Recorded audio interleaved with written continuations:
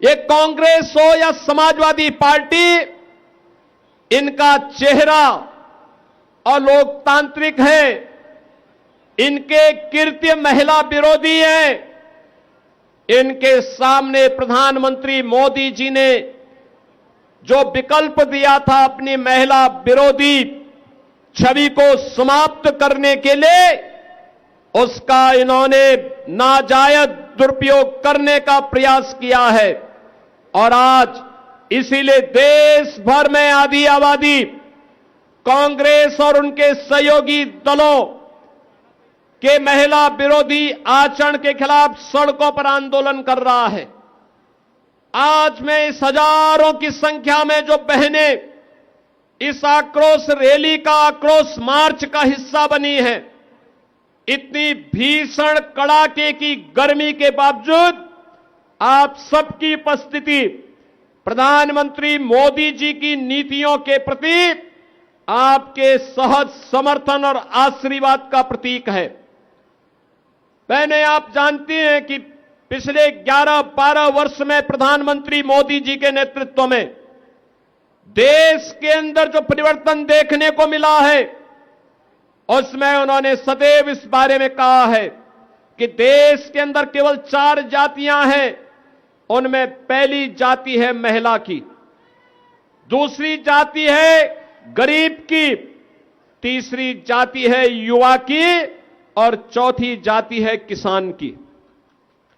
और उन्होंने सभी नीतियों को इन्हीं 4 के इर्द गिर्द केंद्रित करते हुए देश को आज आर्थिक उन्नति के एक नए सोपान तक पहुंचाने में सफलता प्राप्त की है। देश के अंदर इंफ्रास्ट्रक्चर के इस नए युग का कार्य हो, नए भारत के अनुरूप भारत के अंदर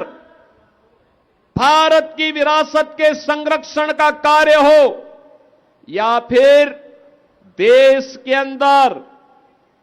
समाज के अलग अलग तबके के उत्थान के लिए चलने वाली योजनाएं, इन सब का केंद्र बिंदु या तो आधी आबादी नारी शक्ति है,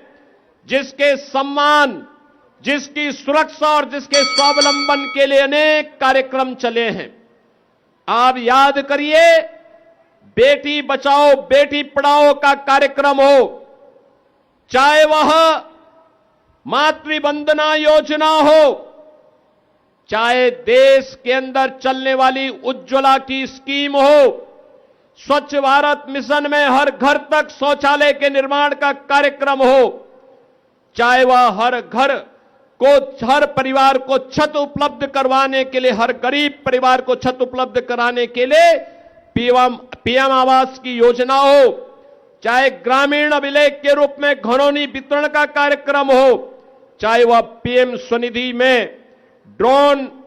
प्रदेश के अंदर स्ट्रीट वेंडर के स्वावलंबन का कार्यक्रम हो, या फिर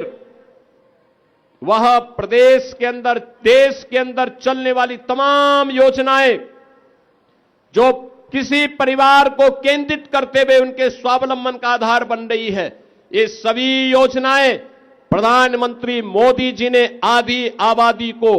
गरीब को, नौजवान को और अन्नदाता किसानों को केंद्र में रख करके बनाई है।